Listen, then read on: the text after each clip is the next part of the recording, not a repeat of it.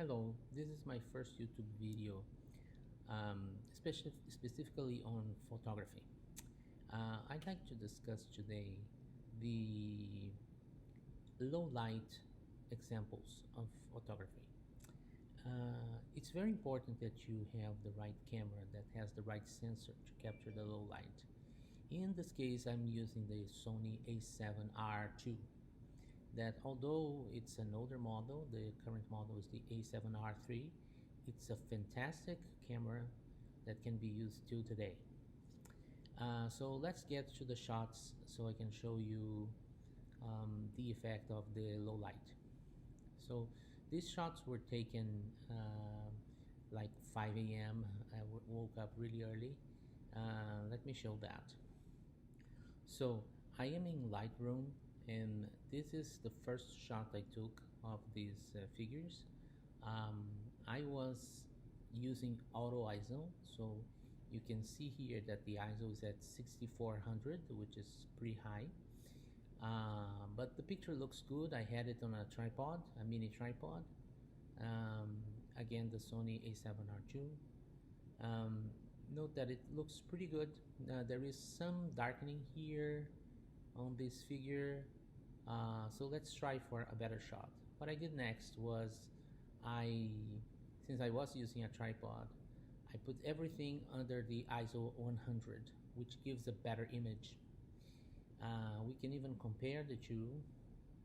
So I can go here and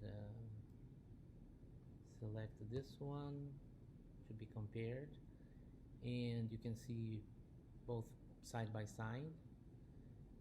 Note that there is a better lightening here, it seems to me, than in the 6400. So you can see that there is much better detail on the 100 as expected. Okay, so the next experiment was I got my iPhone and used this as a poor man's flash. I didn't have a flash at the moment, so I just got the iPhone, turned the light on, and fixed on the figurines. As you can see, it's very harsh light, and it creates shadows in the back, right? Which is maybe something you want or not. So if we go here in the same figure, you can see a lot of detail, but it's very harsh looking at the picture there. You can see some of the detail here. It obscures some of the real colors, I think, of this bonnet here. It's not quite that dismayed pink. Of course, you can always use Lightroom and simply do an auto tone, and the picture looks much better. But still here the color is not 100% right. Okay, so let's undo that and let's move on to the next example.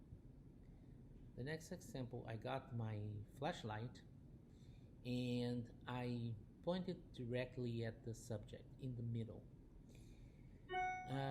I did that on purpose. You can see that it's very harsh, right? So very harsh light here, and that you won't be able to fix even with recovering the dynamic range. But you do see that there is much better color for the hat here. And if we do the auto tone just to see how it looks recovering the highlights, and it looks much better, I think, except for this harsh light here, which I said it's not something you can recover. But the rest looks fine. So if we look here in the bonnet, it looks like more like the real figure. The detail here looks much better too.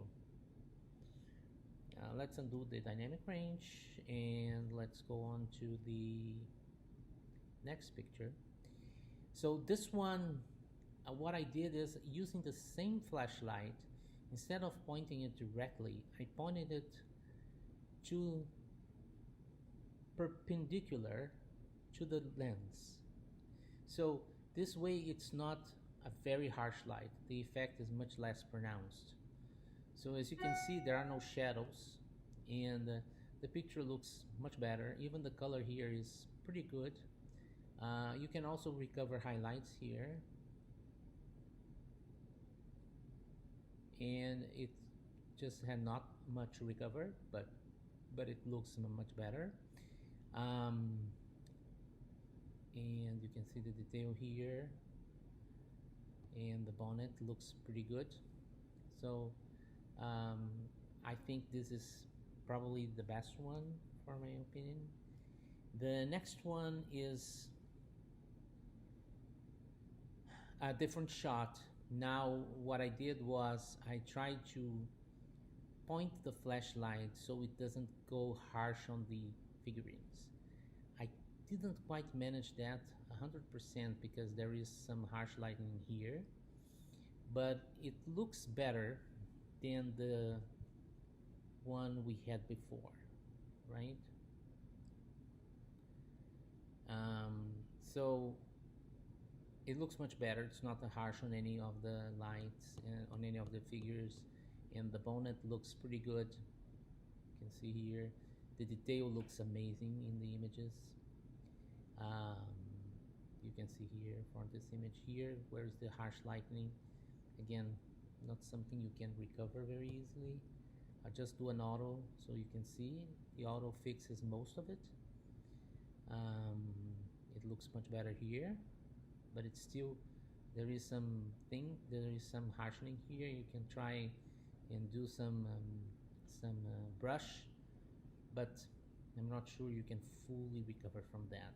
But it's a much better picture as well, because the secret now is how you use the light, right? Okay, and the last example was just a few minutes after I took the shot without any lights. So as you can see here, everything is sort of dark. You can't see much of the details. If we do the auto tone in Lightroom, you can see now that it recovers some of it, right? But the exposure was always right, so it doesn't mess with the exposure that much. But I've kind of preferred the latest one, this one here, right? With auto tone.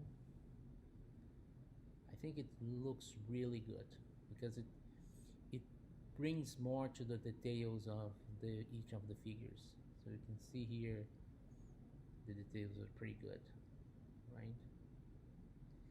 So that's it. That's just an exercise to show you how the light affects the pictures, especially in low light.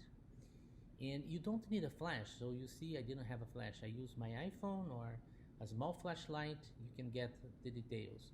Of course, if the subject is much larger, then you need a much larger light. And also with lights, you probably need a diffuser so it's not very harsh as it was in this example here when I use the iPhone, right?